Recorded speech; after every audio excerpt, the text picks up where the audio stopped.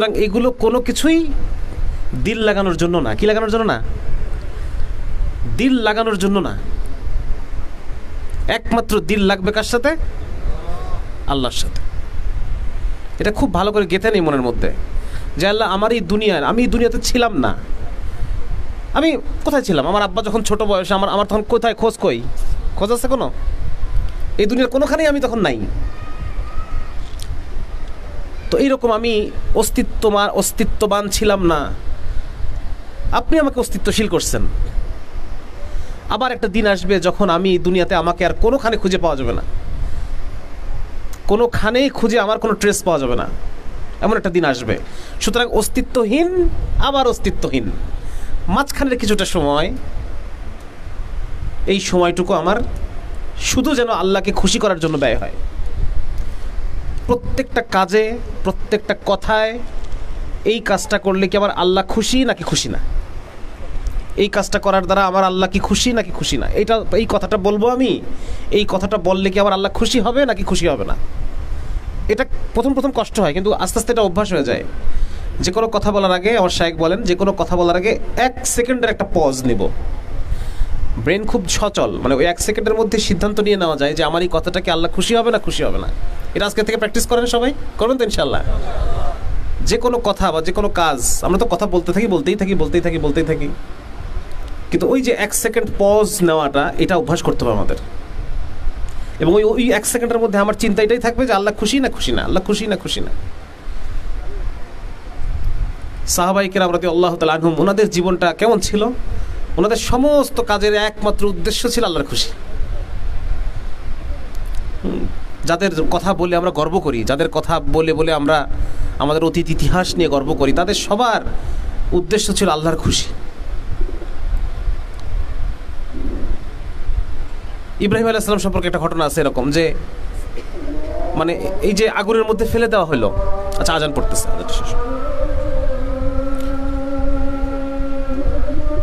আল্লাহু আকবার, আল্লাহু আকবার।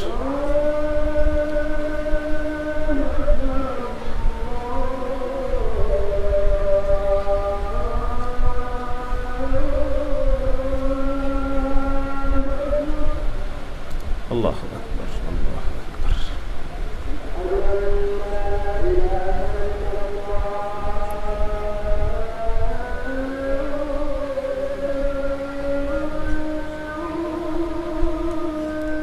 আশহাদু আল্লা ইলাহা ইল্লাল্লাহ।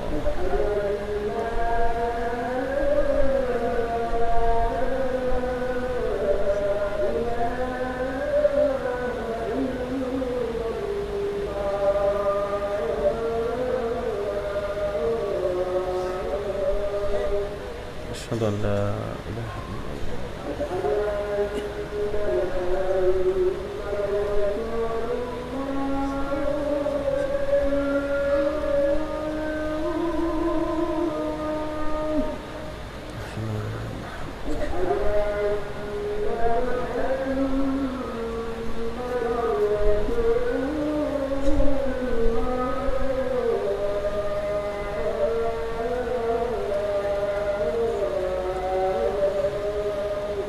أشهد أن محمد رسول الله.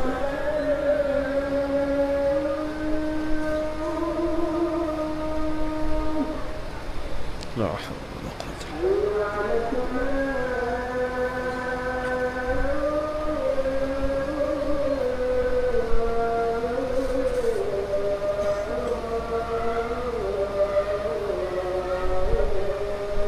لا حول ولا قوة إلا بالله.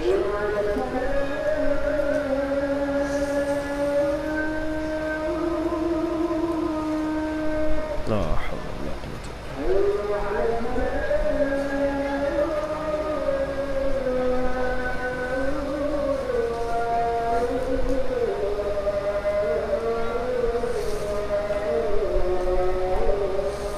لا حول ولا قوة إلا بالله.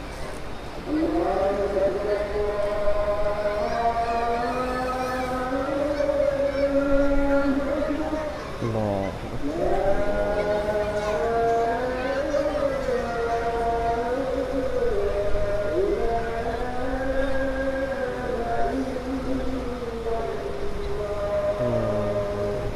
اللهم صل على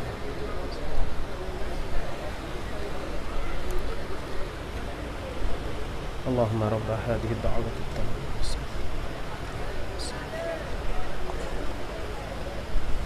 ربه الصمد أشهد أن لا إله إلا الله وحده لا شريك له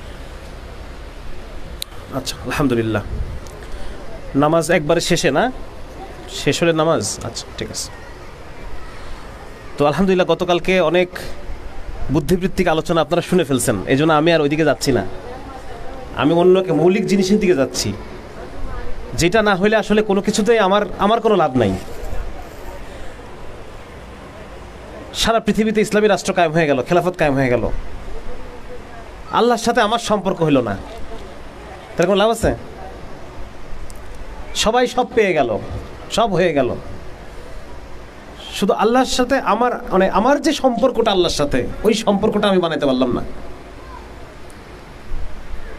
এটা দিয়ে লাভ হলো না তাই না ওই যে বলে না যে মিষ্টি অনেক মিষ্টি একজন লোক কোনোদিন মিষ্টি খায় নাই তো সে তো বলেই যাচ্ছে যে হ্যাঁ অনেক মিষ্টি অনেক মিষ্টি অনেক মিষ্টি কি কখনো সে খায় নাই কখনো তাহলে সে কি বুঝতে পারলো জিনিসটা আসলে কি আসলে কেমন মিষ্টি সেটা তেজন ভাই আমার কথা হচ্ছে এটা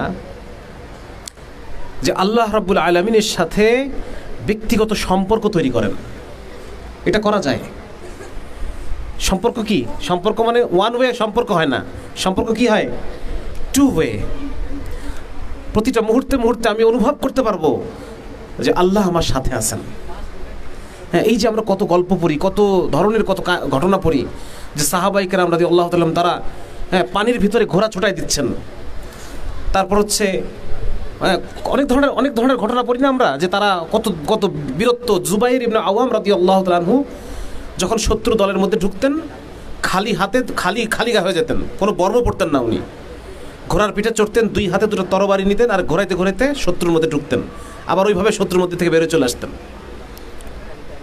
তো এই যে এগুলো সম্ভব কখন হবে যখন আল্লাহর সাথে আমার সম্পর্ক হবে ঠিক না আমি যখন অন্তরে প্রতিটা লোমকূপ থেকে আমি বিশ্বাস করব যে আমার সাথে আল্লাহ আছে এটা তখন সম্ভব আদারওয়াইজ এটা সম্ভব না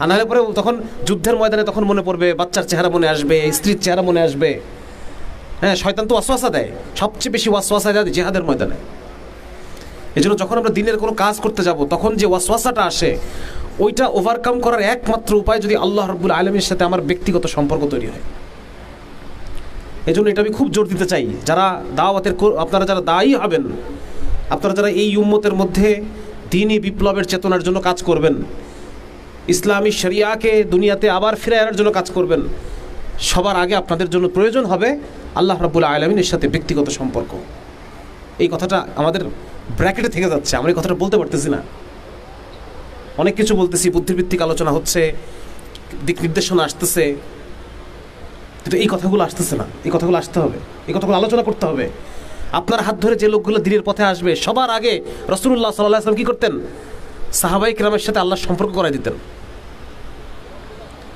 সাহাবায়ে কেরামের মধ্যে এত বেশি আল্লাহ তাআলার বরত্বের কথা আলোচনা এত বেশি উনি আল্লাহ রাসূল করাইতেন এবং আপনি দেখবেন যে মাক্কি জিন্দেগিতে যে সূরাগুলো আসছে এইগুলাতে আল্লাহর বরত্বের কথা আলোচনা আছে বেশি আমি আল্লাহ কত বড় কত হ্যাঁ আল্লাহ তাআলা মুহিত সব কিছু এনকম্পাস করে আছে আল্লাহ তাআলা কাদির আল্লাহ তাআলা সামিউন আলিম আল্লাহর যত বরত্ব আছে সব কিছু ওই সময়ে বেশি সূরায় নাজিল হচ্ছে আল্লাহর পরিচয় এবং এইগুলো সাহাবীরা চর্চা করতেছেন একজন আরেকজনকে শেখাচ্ছেন নিজেদের মধ্যে আলোচনা করতেছে হ্যাঁ পরিবারে গিয়ে আলোচনা হচ্ছে এই কথাগুলো ভেঙে আল্লাহর পরিচয়গুলোকে ভেঙে আলোচনা করতেছেন তারা এবং এগুলো করার দ্বারা তাদের অন্তরের মধ্যে কি আসতেছে আল্লাহর পরিচয় মারিফাত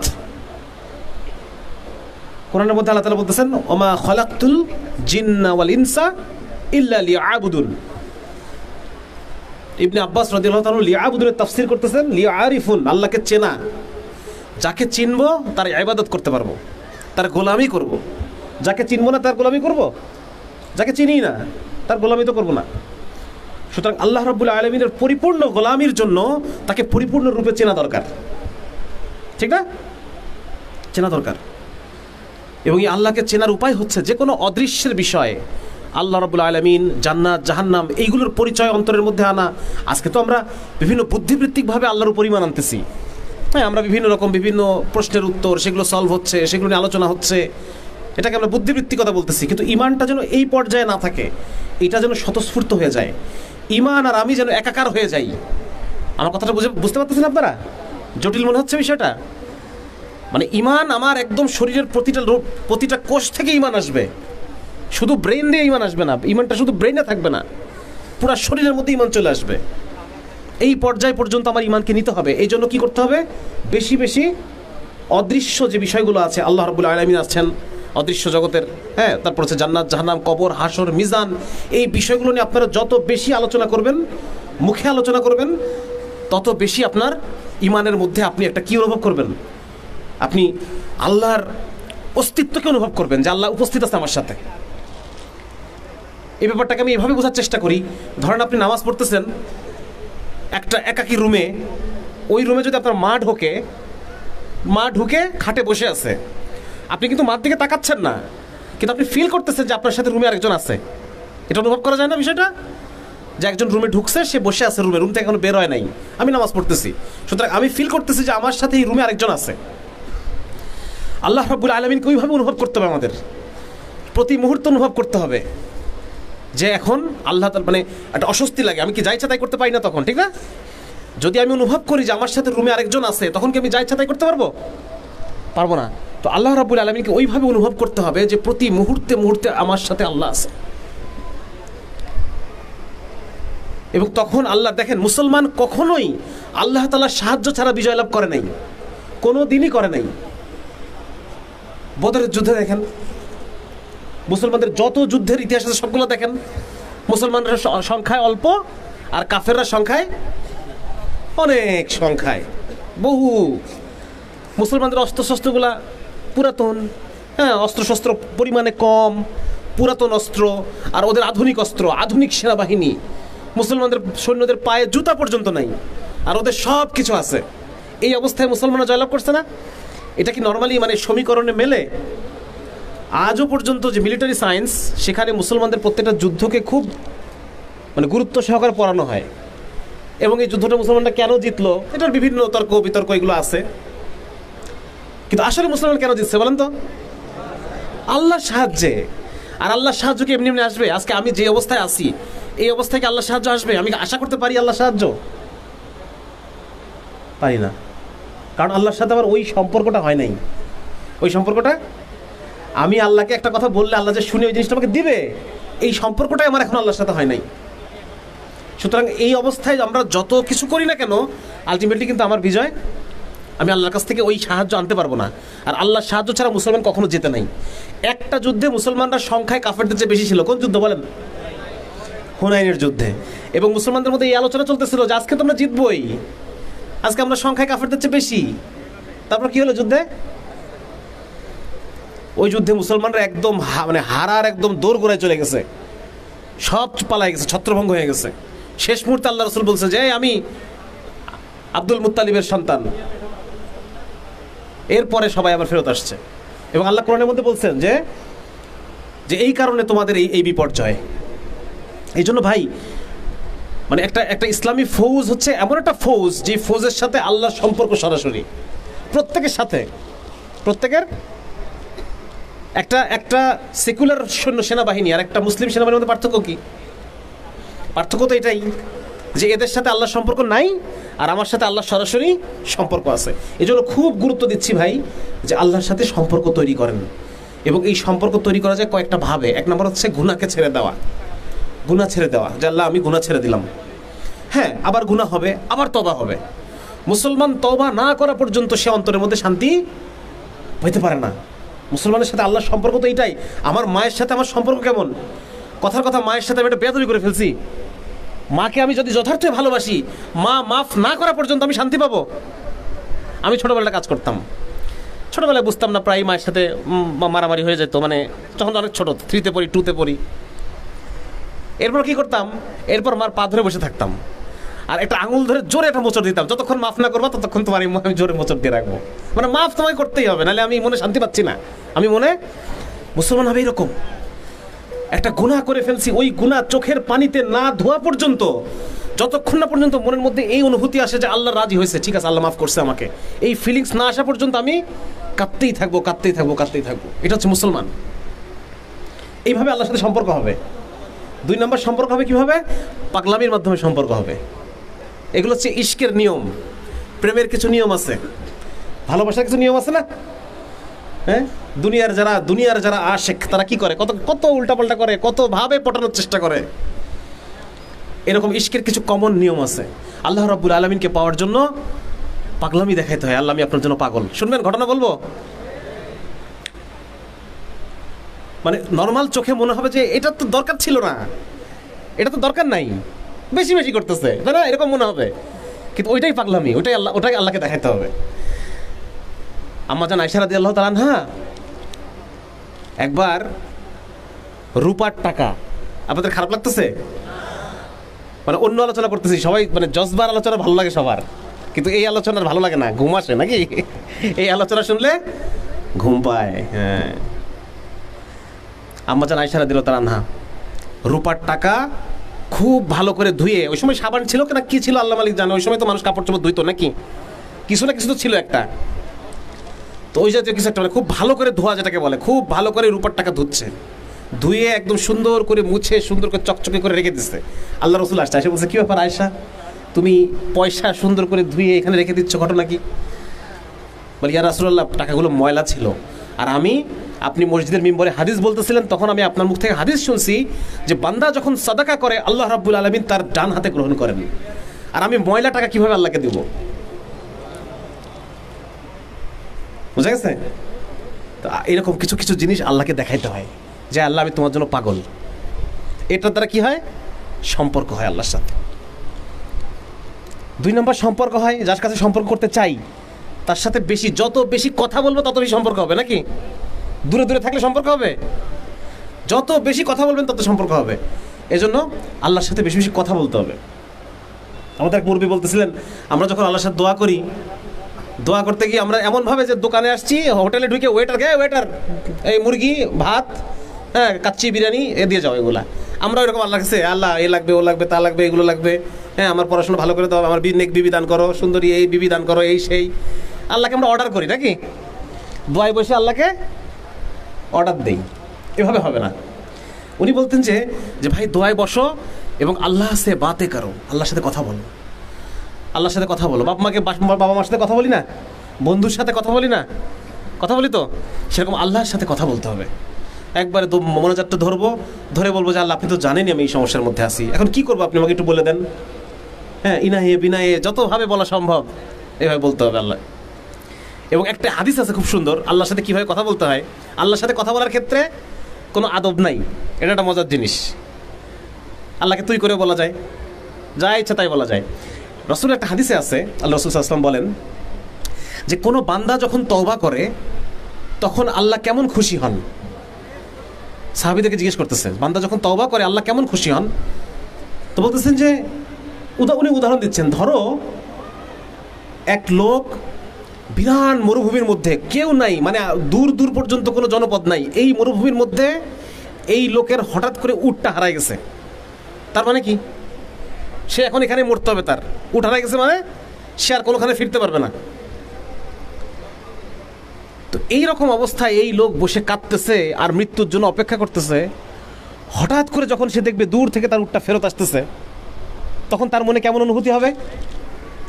অনেক বেশি আনন্দ হবে, আনন্দে চিৎকার করতে পারে, লাফালাফি করবে খানিকক্ষণ যে আমি বেঁচে গেলাম, এই যাত্রা বেঁচে গেলাম। তা আল্লাহ রাসূল বলতেছেন যে ধরো দূর থেকে উটটা আসতেছে আর ওই লোক এত খুশি যে খুশির চোটে সে ভুলে গেছে সে কে, মানে সে কি বলতেছে। সে বলতেছে যে আল্লাহ আমি তোর রব, তুই আমার বান্দা। এটা কিন্তু হাদিস, সহিহ হাদিস। মানে এতই খুশি সে যে সেই খুশিতে সে হিতাহিত জ্ঞান হারায় ফেলছে। তা আল্লাহ রাসূল সাল্লাল্লাহু আলাইহি ওয়াসাল্লাম বলেন যে বান্দা যখন তওবা করে আল্লাহ এইরকম খুশি হন। সুবহানাল্লাহ, আল্লাহ এত খুশি হন, সর্বোচ্চ পরিমাণ খুশি, যেই খুশি হলে আমাদের হিতাহিত জ্ঞান থাকে না। আল্লাহ এত খুশি হন যখন কোনো বান্দা তওবা করে। এই জন্য ভাই আল্লাহর সাথে সম্পর্ক গড়ার দ্বিতীয় একটা রাস্তা হচ্ছে তওবা করা, বেশি বেশি তওবা করা, যে আল্লাহ আমার ভুল হয়ে গেছে, আপনি আমাকে মাফ করে দেন। আমার ভুল হয়ে গেছে। যত বেশি আল্লাহ রাসূল সাল্লাল্লাহু আলাইহি ওয়াসাল্লাম নিজে কোনো গুনাহ না করা সত্ত্বেও 70 বার তওবা করতেন। তাহলে আমাদের কতবার করা দরকার? এবং আল্লাহর সাথে সম্পর্ক হয়েছে কিনা এটা বোঝা যাবে কিভাবে?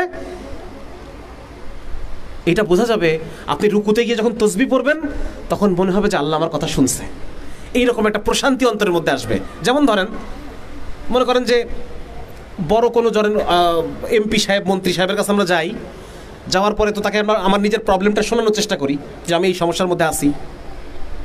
তো শোনাইতে পারার পরে মনে হয় যে আমার কাজ হয়ে গেছে, এরকম একটা অনুভূতি আসে। আপনারা কখনো কোনো আপনাদের প্রিন্সিপাল বা অন্য কেউ কারো কাছে যে সমস্যার কথা বলছেন কিনা, বললে পরে মনে হয় যে না ঠিক আছে বলছি, কাজ হয়ে যাবে ইনশাল্লাহ, এরকম একটা অন্তরে শান্তি আসে। তো যখন আপনি তাসবিহ পড়বেন সুবহান রাব্বিয়াল আলা, সুবহান রাব্বিয়াল আযীম, তখন অন্তরের মধ্যে একটা এরকম অনুভূতি আসবে যে আমার কাজ হয়ে গেছে, আমার কাজ হয়ে গেছে। যখন দোয়া করবেন, দোয়া শেষে আপনার মনের মধ্যে মনে হবে আমার কাজ হয়ে গেছে, শুনছে আল্লাহ, শুনছে আর বলছে যে বান্দা যা হয়ে যাবে তোর কাজ। এইরকম একটা অনুভূতি অন্তরের মধ্যে আসতে হবে। যার কারণে সবাই চেষ্টা করবো তো ভাই ইনশাল্লাহ, হ্যাঁ, আল্লাহর সাথে সম্পর্ক তৈরি করার চেষ্টা করবো তো ইনশাল্লাহ, সম্পর্ক তৈরি করার চেষ্টা করবো। এবং একটা জিনিস গুরুত্বপূর্ণ, সেটা হচ্ছে জানেন, যতই আমরা যাই বলি, মানে দিনের জন্য যে আত্মত্যাগ, এটা বুদ্ধি দিয়ে হয় না, এটা জ্ঞান গবেষণা করে বুদ্ধি দিয়ে এটা হবে না। গাজী ইলমুদ্দিন শহীদ নামে এক লোক, আপনারা জানেন, এক খুব শয়তান একটা এক হিন্দু লোক আল্লাহ রসুলের নামে একটা খুব বিশ্রী বই লিখছে, রঙ্গিলা রসুল নামে একটা বই লিখছিল। সেটা বইয়ের মধ্যে একদম বিশ্রীভাবে তখন গাজী ইলমুদ্দিন রহমতুল্লাহ আলাইহি সেই সাতেমকে দুনিয়া থেকে তার পাওনা বুঝায় দেয়। এই যে মানে দিনের জন্য ঝাঁপায়ে পড়া, এই ঝাঁপায়ে পড়ার জন্য লাগবে ভালোবাসা, ভালোবাসা লাগবে, ভালোবাসা লাগবে। আমার বাবার নামে কেউ যদি কোনো খারাপ কথা বলে আমার সামনে, আমার মায়ের নামে যদি কেউ খারাপ কথা বলে, আমি কি জ্ঞান বুদ্ধি দিয়ে বিবেচনা করব? হ্যাঁ, যে এটা করলে কি হবে, 2 দিন পরে কি হবে, 1 মাস পরে কি হবে, 1 বছর পরে কি হবে, জ্ঞান দিয়ে বিচার করবো না তো, যে তুই আমার বাবার নামে খারাপ কথা বলতেছিস, আগেরটা আগে নাকি? তো যার কারণে এই যে যুক্তির জায়গা থেকে আল্লাহ এবং তার রাসূল এবং শরিয়া, আমরা আজকে যুক্তি দিয়ে বুঝতেছি এইটা ব্রেইনে আছে, এইটাকে ব্রেইন থেকে ইমোশনের জায়গায় নামায় আনতে হবে। আমার কথা বুঝাতে পারছি কিনা? ব্রেইনের যুক্তির জায়গায় আছে আমাদের ঈমান, আমাদের জান্নাত জাহান্নাম, জান্নাত জাহান্নামের আলোচনা আমাদের ব্রেইনে আছে, তথ্য আছে, হাদিসগুলো আছে, কিন্তু এইটার অনুভব আমার মধ্যে নাই। জান্নাতের কথা শুনলে মনটা চনমন করে ওঠে না ওখানে যাওয়ার জন্য, জাহান্নামের কথা শুনলে মানে শরীরের পশমটা ভয়ে দাঁড়ায় যায় না। আমার কথা বুঝতে পারতেছেন আপনারা? আমাদের কোন জায়গায় প্রবলেম সেটা আমি বলতেছি।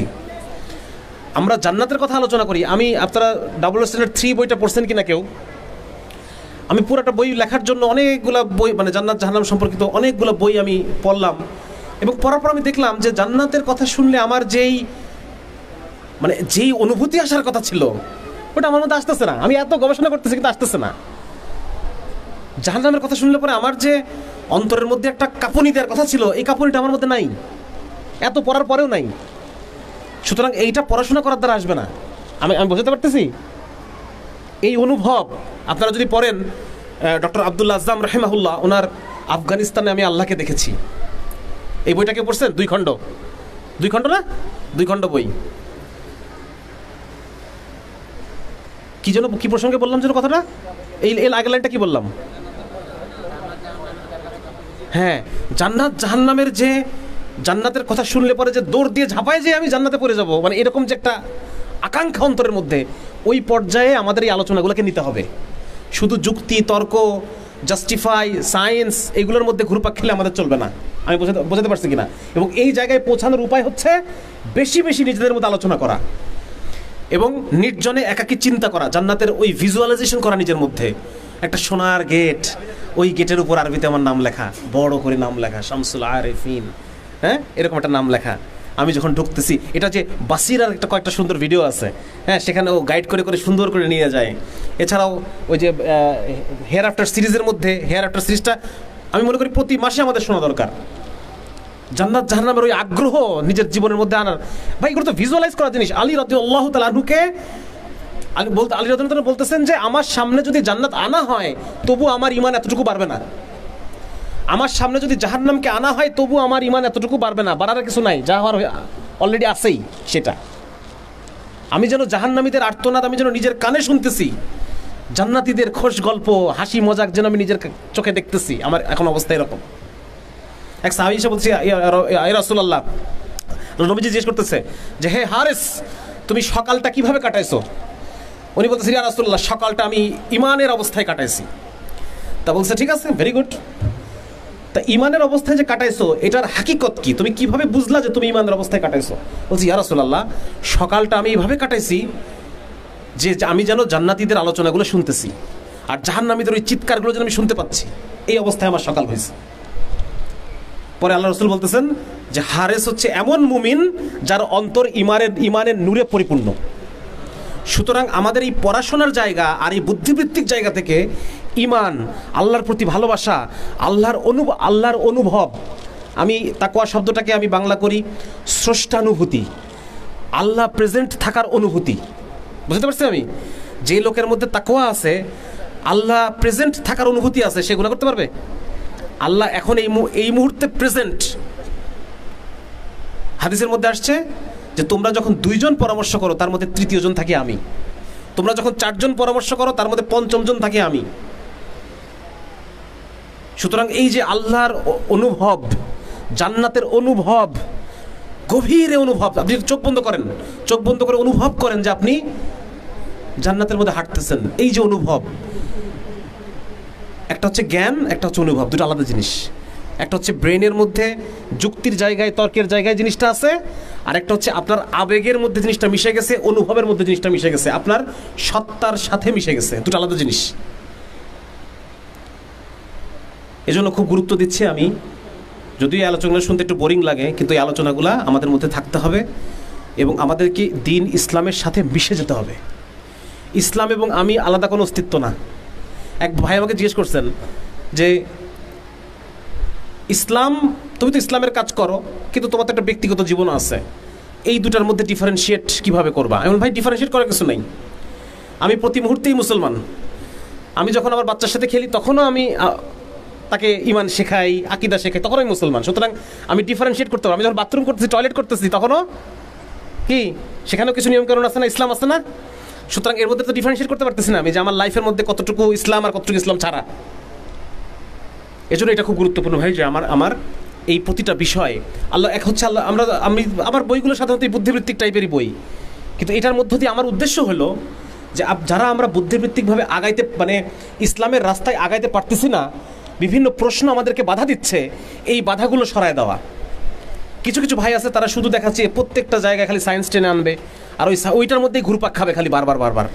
এটা তো উদ্দেশ্য না। উদ্দেশ্য হচ্ছে আপনার যখন সন্দেহ সংশয়গুলো মিটে গেছে, আপনি এখন সামনে যত জোরে পারেন আগায় যাবেন, আল্লাহর দিকে আগায় যাবেন, আল্লাহ রসুল দিকে আগায় যাবেন, ইসলামের দিকে, আল্লাহকে অনুভব করার দিকে, জান্নাতকে অনুভব করার দিকে আরও বেশি আগায় যাবেন। আমরা সিরাত পড়তেছি কিন্তু সিরাতটা অনুভব করতেছি না, আল্লাহ রসুলের ওই যে বাস্তবতা। হ্যাঁ, আপনারা পরাণবন্দি বইটা যদি কেউ পড়েন, আমি একটু চেষ্টা করছি এটাকে অনুভব করানোর। নবীজি মদিনায় ঢুকতেছে আর ওই সময় ইয়াসরিবে যে খুশি, ওই খুশিটা অনুভব করেন। মদিনার বাজারে যে সাহাবীদের পদধ্বনি, পরস্পর আলাপ আলোচনা, এগুলোকে মানে অনুভব করার বিষয় আছে। আল্লাহ রসুল যখন হিজরত করতেছেন, আলী রাদিয়াল্লাহু আনহু বিছানায় শোয়া রাখলেন আর উনি বের হচ্ছেন, ওমা রমাইতা ইযা রমাইতা ওমা কিন্নাল্লাহ রামা, মাটি ছুঁড়ে মারলেন আর সমস্ত কাফেররা চোখ চুলকাচ্ছে আর রাসূল সাল্লাল্লাহু আলাইহি ওয়াসাল্লাম বের হয়ে চলে যাচ্ছেন। এই বিষয়গুলো ভিজুয়ালাইজ করা, অনুভব করা, এগুলোর সাথে নিজের শরীরের যে লোম নাড়ায় যাওয়া, শরীর কেঁপে ওঠা, এই সারাগুলো আছে কিনা আমার? কোরআনের মধ্যে আল্লাহ বলতেছেন যে যখন মুমিন যারা যখন কোরআনের আয়াত তাদের সামনে পাঠ করা হয়, তখন তাদের কি হয়? শরীরে সারা আসে, চোখ কি হয়? অশ্রু বিগলিত হয়। তার মানে আমার এই আলোচনাগুলোর দ্বারা আমার শরীর সারা দিচ্ছে কিনা? আমি অনেক শব্দ দিয়ে অনেক কষ্ট করে বোঝানোর চেষ্টা করতেছি জিনিসটা। আমার মনে হয় জিনিসটা বোঝা গেছে, তাই না? হ্যাঁ। এবং রাসূলুল্লাহ সাল্লাল্লাহু আলাইহি ওয়াসাল্লামকে মহাব্বত, ভালোবাসা, এইটা চিরটা কাল মুসলমানদের একটা ড্রাইভিং ফোর্স। মুসলমানরা যে এই যে দলে দলে যে আমাদের সাহাবায়ে কেরাম, তাবিঈন, তাবিঈন দলে দলে আল্লাহর রাস্তায় জীবন দেওয়ার জন্য প্রস্তুত হয়ে গেছে।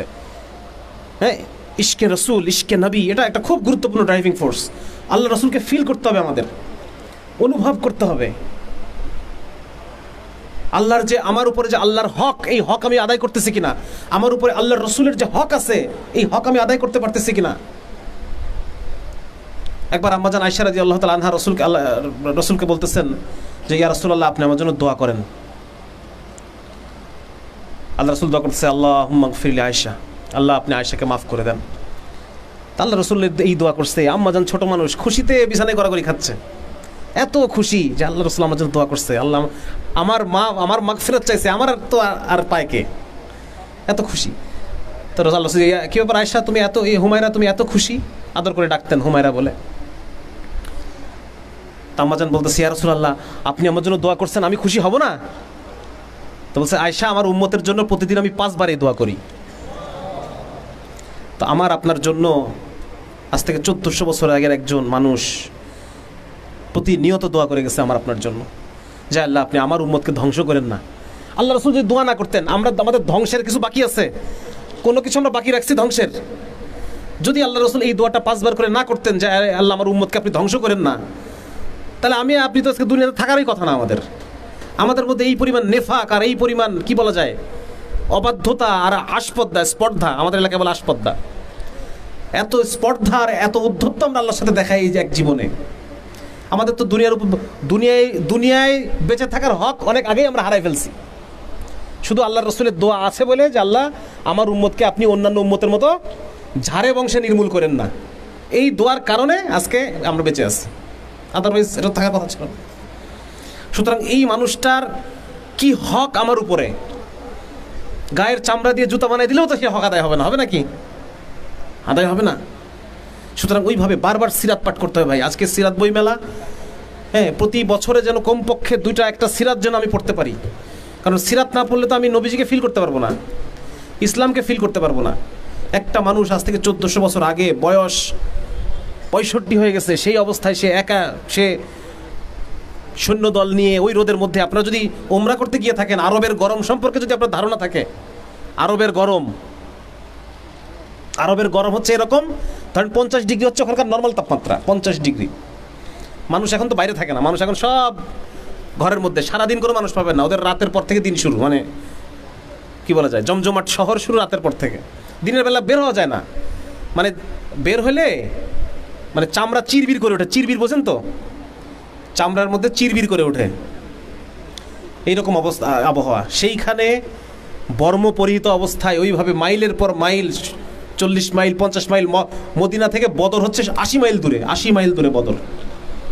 সেইখানে কোনো 2টা মাত্র উট, খালি পায়ে, মানে পায়ে হেঁটে, ওই সময় তো স্যান্ডেলের কনসেপ্টটা এত ভালো ছিল, পায়ে হেঁটে ওই গরমের মধ্যে এই সৈন্যবাহিনী গেছে, ওইখানে অস্ত্র নাই, 2টা মাত্র তরবারি, এই অবস্থায় গেছে তারা। সুতরাং এই দিন ভাই, এই দিন আমার কাছে কি চায়, এটা হচ্ছে আমাদের আগে বুঝতে হবে। হ্যাঁ, আমরা তো মনে করতেছি যে আমরা এটা পৈতৃক সূত্রে মুসলমান, কিন্তু এই দিন আমার আপনার কাছে কিছু চায়। আল্লাহ রাব্বুল আলামিন আমার আপনার কাছে কিছু চান। আল্লাহর রাসূল সাল্লাল্লাহু আলাইহি ওয়াসাল্লাম, ওনার কিছু দাবি আছে আমাদের উপরে, সেই দাবিগুলো আমরা পূরণ করতেছি না। এই ইসলামের হক কিছু দাবি আছে আমাদের উপরে। আল্লাহ রাব্বুল আলামিন এই দ্বীনকে পাঠাইছেন তার প্রত্যেকটা মানুষ, তার প্রত্যেকটা সৃষ্টি মানুষকে জুলুম থেকে উদ্ধার করার জন্য। রিবিঈ ইবনে আমির রাদিয়াল্লাহু আনহু কি বলছেন, ওনাকে যখন রুস্তম জিজ্ঞেস করলো যে এই মুসলমানরা তোমরা কেন আসছো আমাদের দেশে, উনি তখন তিনটা জবাব দিয়েছেন। 1 নম্বর হচ্ছে আমরা আসি নাই, আমাদেরকে পাঠানো হয়েছে। কেন পাঠানো হয়েছে? 1 নম্বর, সমস্ত বাতিল ধর্মের জুলুম থেকে ইসলামের ইনসাফের দিকে মানুষকে আনার জন্য, সমস্ত গায়রুল্লাহ দাসত্ব থেকে এক আল্লাহর দাসত্বে সবাইকে আনার জন্য। আরেকটা কথা বলছেন কি যেন, 3টা। তাহলে এই ইসলামকে আল্লাহ রাব্বুল আলামিন পাঠাইছেন যেন সমস্ত মানুষ জুলুম থেকে বাঁচতে পারে। আজকে আমি আপনি বসে থাকার কারণে এই মানুষগুলো জুলুমের সম্মুখীন হচ্ছে, জালেমরা এদের উপর জুলুম করতেছে।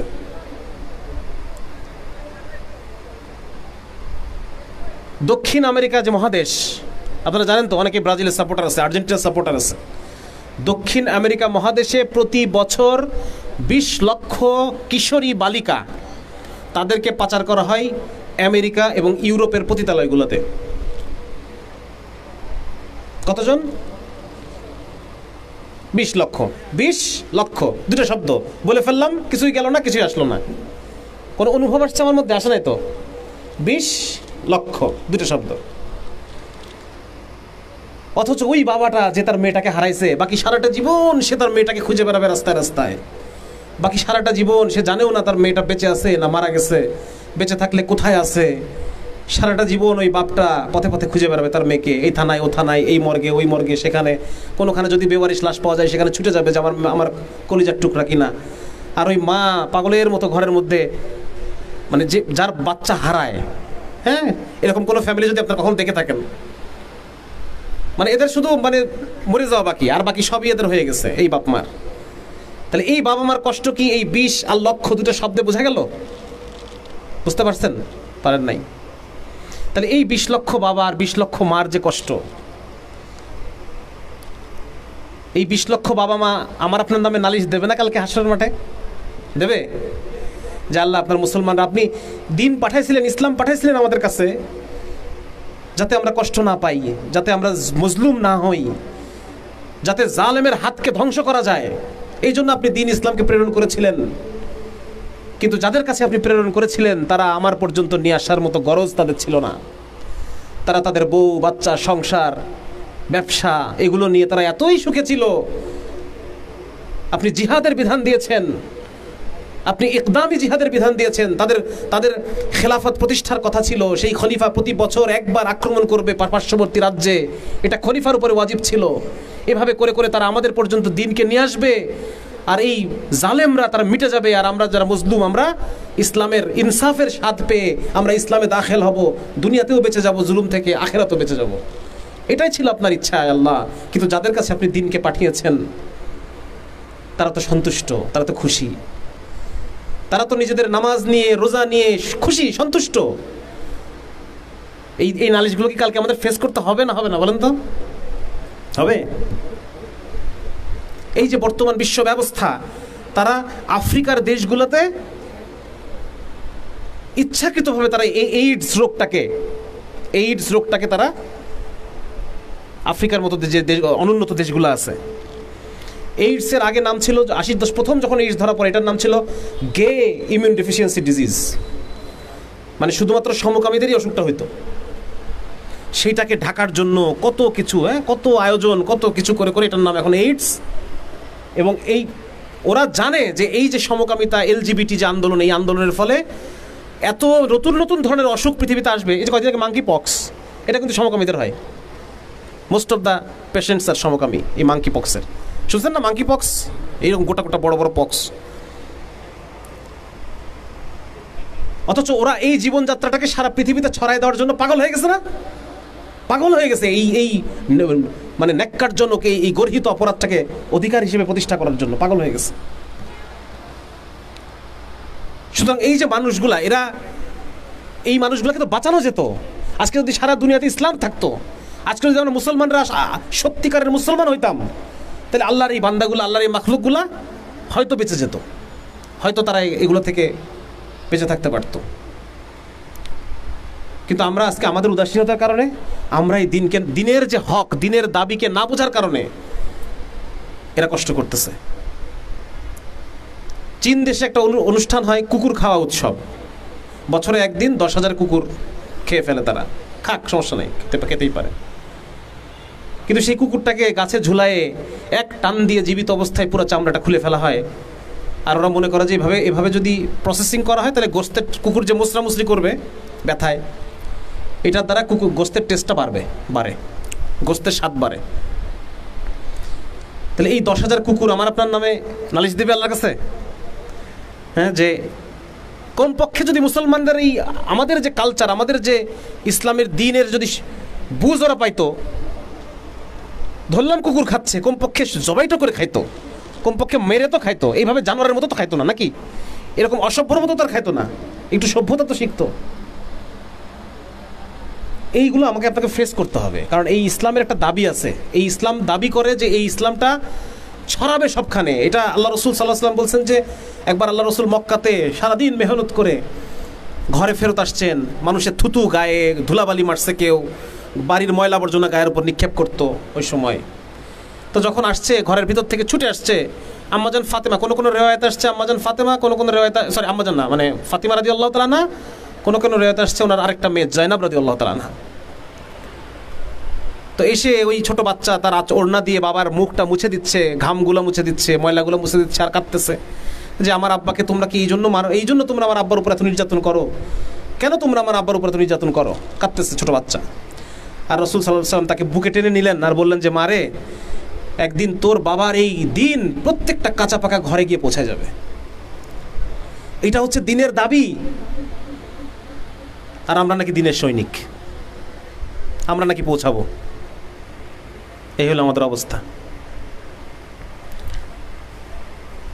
মানে মাঝে মধ্যে তো মানে মনে হয় যে কেন দুনিয়াতে আসি, কেন এই দুনিয়াতে আমি কেন আসি, আমার থাকার উদ্দেশ্যটা কি? আমার থাকার উদ্দেশ্য তো এটাই ছিল যে আমি এই দিনের জন্য কাজ করব। সেখানে আজকে আমরা আমাদের ব্যবসা নিয়ে কেউ ব্যস্ত, কেউ চাকরি নিয়ে ব্যস্ত, আমরা কেউ পরিবার পরিজন নিয়ে ব্যস্ত, এক একজন এক একটা জিনিস নিয়ে ব্যস্ত। শুধু আমরা না, আরও আগে থেকে এটা শুরু হয়েছে, এই ট্রেন্ড আগে থেকে শুরু হওয়ার কারণে আজকে আযাব। এই যে জাকারিয়া এতক্ষণ ধরে বললো না যে কেন এই সমাজ, এই জাতি, এই দেশ দিয়ে আমরা কি করব, এটা আযাব শুরু হয়েছে আর আগের থেকে।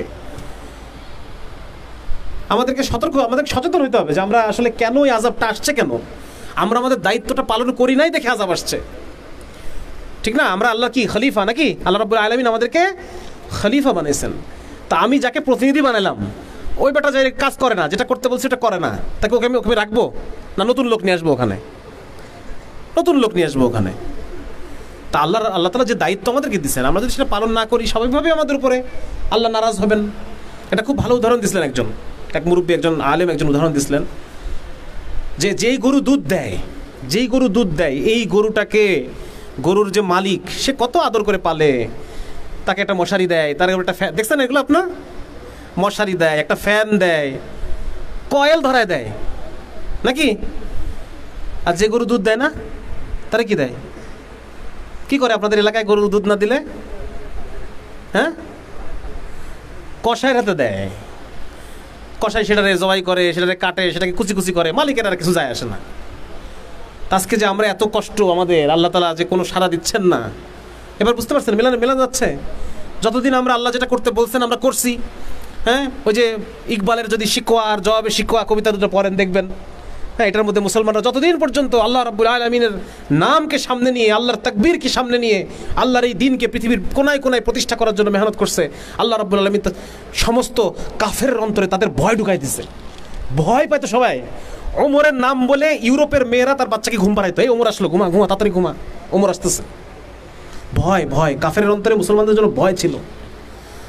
আর যখনই আমরা দিনকে ছেড়ে দিলাম, দিনের মেহনত ছেড়ে দিছি, আমরা জিহাদকে ছেড়ে দিছি, এখন আমাদের অন্তরে আমেরিকা দেখতেছে, অমুক দেখতেছে, তমুক দেখতেছে, হ্যাঁ, ইন্ডিয়া দেখতেছে, আমেরিকা এই ব্যবস্থা নেবে, সবাইকে ধরে নেবে, সন্ত্রাসী বলবে, ওদের ভয় আমাদের অন্তরের মধ্যে আল্লাহ ঢুকাই দিচ্ছে।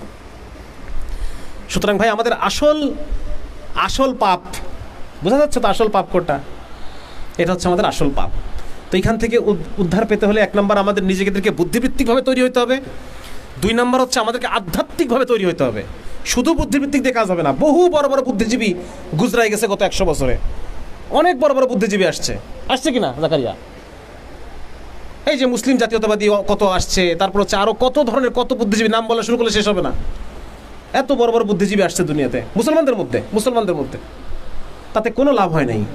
কারণ এই আধ্যাত্মিকতাহীন বুদ্ধি চর্চা, এটা কোনো লাভ আসবে না এটা দিয়ে।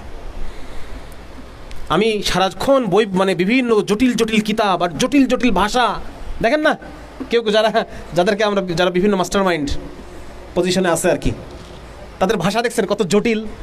হ্যাঁ, এই ভাবাদর্শ, এই কি সহজিয়া, এই কত জটিল কথা। মানে একটা বিষয়, সহজ বিষয়কে যত জটিল করা সম্ভব, যত জটিল করা যাবে সে তত বড় বুদ্ধিজীবী। সহজ ভাষায় বললে বুঝে আসে না, জটিল শব্দ ব্যবহার করলে বুঝে আসে। কি জন্য বলতেছিলাম, কি প্রসঙ্গে এই কথাটা আসলো? হ্যাঁ, এই জন্য 1 নম্বর আমাদেরকে নিজের বুদ্ধিবৃত্তিভাবে তৈরি হতে হবে, আধ্যাত্মিকভাবে তৈরি হতে হবে, আল্লাহ রাব্বুল আলামিনের সাথে গভীর সম্পর্ক স্থাপন করতে হবে। টু ওয়ে কানেকশন তৈরি করতে হবে। 3 নম্বর হচ্ছে আমাদেরকে আখলাকের দিক থেকে তৈরি হতে হবে। আখলাক ছাড়া দাওয়াতি কাজ হবে না। আপনি যত বড় মানে বুদ্ধিবৃত্তিকভাবে যতই আপনি স্ট্রং হন না কেন, আপনার যদি আখলাক সুন্দর না হয়, মানুষ আপনার কথাই শুনবে না। এজন্য আখলাক সুন্দর হতে হবে। হ্যাঁ, তার কাছে যেতে হবে, তার পাশে দাঁড়াতে হবে। পাশে দাঁড়ালে পরে মানুষ দুর্বল হয়। কি হয়?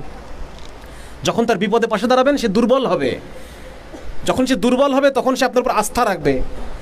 যখন আস্থা অর্জন করবেন তখন আপনার পাওয়ার আসবে। পাওয়ার আসে কিসের সাথে? আস্থার সাথে। ঠিক আছে? আজকে যে তালেবরা আফগানে সফল, এর পিছনে কারণ কি বলেন? আফগান জনগণের আস্থা তাদের উপরে। যতভাবে সাহায্য করা যায় তাদেরকে সাহায্য করছে, খাবার দাবার দিয়ে, তাদেরকে আশ্রয় দিয়ে, সব কিছু দিয়ে সাহায্য করছে। আমেরিকান সৈন্যদের বলছে যে আমাদেরকে খুঁজে নিয়ে, মানে রাস্তা দেখায় নিয়ে চলো, কোথায় আছে ওরা, ভুল রাস্তায় নিয়ে গেছে, ওইগুলারে আবার তালেবদের হাতেই তুলে দিছে। এরকম ঘটনা আছে প্রচুর। সুতরাং আস্থা, মানুষের আস্থা অর্জন করতে হবে। এমন কোনো অ্যাক্টিভিটিস করা যাবে না যাতে মানুষ ভীত হয়। কি হয়? ভীত হয়। আস্থা অর্জন করতে হবে মানুষের আমরা বলতেছি যে সামাজিক এবং অর্থনৈতিক দাওয়াত, মানে সামাজিকভাবে মানুষের পাশে থাকবো, যাদের অর্থনৈতিক প্রয়োজন অর্থনৈতিকভাবে তাদের পাশে থাকবো। এভাবে আপনারা একটা বছর কাজ করেন, ঠান্ডা মাথায় কাজ করেন, 1 বছর, দেশের চেহারা পরিবর্তন হয়ে যাবে ইনশাআল্লাহ তাআলা। একটা বছর কাজ করেন, একটু সময় নেন, একটু নিজের কি বলা যায়, অনেক কিছু করতে ইচ্ছা করে আমাদের, অনেক কিছু করব, সময় পরিবর্তন হয়ে গেছে, অনেক কিছু করে ফেলবো। কিন্তু সময় পরিবর্তন হয়েছে মানে আমাদের বিজয় হয়ে গেছে তা না। আমরা বিজয়ের রাস্তায় উঠছি। এতদিন তো আমাদেরকে আটকায় রাখছিল জেলখানার মধ্যে, আয়না ঘরে। আমরা এখন রাস্তায় উঠছি, এখন আমাদেরকে হেঁটে যেতে হবে সামনে। বিজয় হয়ে যায় নাই, দেশে কায়েম হয়ে গেছে ওটা তা না তো। সুতরাং এখন সবরের সাথে, ধৈর্যের সাথে, যেই কয়টা কথা বলবেন, 1 নম্বর নিজের বুদ্ধিবৃত্তিকভাবে উপযুক্ত হতে হবে, আধ্যাত্মিকভাবে আখলাকের দিক থেকে উপযুক্ত হতে হবে। এই 3 দাওয়াত নিয়ে মানুষের কাছে আমরা যাব। কয় দাওয়াত? 3 দাওয়াত নিয়ে মানুষের কাছে যাব। মানুষকে বুদ্ধিবৃত্তিকভাবে মানে তাদের উন্নয়ন করবো আর কি। তারা যে মানুষটার মধ্যে ইসলাম নিয়ে প্রশ্ন আছে সেটা সলভ করব, যার মধ্যে যে ইসলাম নিয়ে উদাসীন তার মধ্যে প্রশ্ন তৈরি করব, বর্তমান সিচুয়েশন নিয়ে তার মধ্যে প্রশ্ন তৈরি হবে। একদিন পর্যন্ত স্কুল কলেজে তার মধ্যে যেটা মাথার মধ্যে ঢুকাইছে ওইটাকে প্রশ্ন করার যোগ্যতা তার মধ্যে তৈরি হবে। 2 নম্বর হচ্ছে আল্লাহ রাব্বুল আলামিনের সাথে কানেকশন তৈরি করব। হ্যাঁ, যে ভাই তুমি আল্লাহর কাছ থেকে আসছো এবং ওই আল্লাহর কাছেই ফেরত যাবা, সুতরাং আল্লাহর সাথে তোমার কানেকশন থাকতে হবে। আমাদের দেহের মধ্যে 2টা, আপনারা বিরক্ত হচ্ছেন? এক হচ্ছে আমাদের দেহ, আর এক হচ্ছে আমাদের রূহ। দেহ হচ্ছে ফিজিক্যাল আর রূহ হচ্ছে মেটাফিজিক্যাল। মানে এটা কোনো বস্তু না। রূহ কোনো বস্তু নাকি? এই রূহ কি? আল্লাহ জিজ্ঞেস করেছে রাসূলকে ইহুদিরা জিজ্ঞেস করেছে রূহ কি? আল্লাহ রাসূল বলেছেন রূহ হচ্ছে আল্লাহর আদেশ। কি এইটার সম্পর্ক আল্লাহর সাথে। আলা বিযিকরিল্লাহি তাতমাইন্নুল কুলুব। এই রুহের শান্তি একমাত্র জিকিরে। রুহের খাবার কি? রুহের খাবার হচ্ছে জিকির। জিকির মানে শুধু তসবিহ টেপা না, অনেক কিছু আছে জিকির। কোরআন তেলাওয়াত করা জিকির, কারোর সাথে দ্বীনি আলাপ করতেছেন ওইটা জিকির, খানিকক্ষণ দোয়া করলেন এটা জিকির, কোরআন তেলাওয়াত করা জিকির, এমনি জিকিরটাও জিকির, প্রত্যেকটা কাজে সুন্নাত দোয়াগুলো পড়া এগুলোও জিকির। কারণ দেখাচ্ছি আমাদের মধ্যে কিছু মেহনত আছে, যে মেহনতগুলোর উদ্দেশ্য খেলাফত কায়েম করা, কিন্তু নিজেকে সে শুধরাবে না। তাদের কথা হচ্ছে যে আগে খেলাফত কায়েম হোক, এরপর নিজেকে শুধরাবো। রাসূলের মেহনত তো এটা ছিল নাকি এটা? হ্যাঁ, আল্লাহ রাসূলকে আগে এটা করছেন যে আগে আমার খেলাফত হইতে হবে, এরপর আমি আবু বকর তৈরি করব, ওমর তৈরি করব। এটা এরকম ছিল? উল্টা তা তো না, বরং আমাদেরকে ব্যক্তি তৈরি করতে হবে, ব্যক্তি থেকে পরিবার তৈরি হবে। দেখেন আল্লাহ রাসূলের মিশনটা কি ছিল? প্রথমে ব্যক্তি তৈরি। ব্যক্তি তৈরির পরে ব্যক্তি তো সবখানে গিয়ে দাওয়াত দিতে পারবে না, আউটপুট কম হবে নাকি? এখন আল্লাহ রাসূল কী করলেন? পরিবারগুলো তৈরি করলেন। পরিবার হচ্ছে একটা মেশিন। এই মেশিনের মধ্যে যে পড়বে সে হেদায়েত পাবে, তাকে ব্যক্তি দাওয়াত দেওয়া লাগবে না। আমার কথা বুঝতে পারতেছেন আপনারা? একটা হচ্ছে আপনি নিজে হাতে বানাচ্ছেন, হাতে বুনতেছেন, কয়টা বুনতে পারবেন? আরেকটা হচ্ছে আপনি একটা মেশিন তৈরি করলেন, এখন এই মেশিন কতগুলো বুনতে পারবে দিনের মধ্যে? 100, 1000। সুতরাং আল্লাহ রাসূল সাল্লাল্লাহু আলাইহি সাল্লাম দাওয়া মেশিনারি তৈরি করছেন। মেশিনারি 1 নম্বর হচ্ছে ব্যক্তি তৈরি করছেন, 2 নম্বর হচ্ছে পরিবার তৈরি করছেন। এই পরিবারের মধ্যে এসে যে পড়বে ওর হেদায়েত পাওয়া ছাড়া উপায় নাই।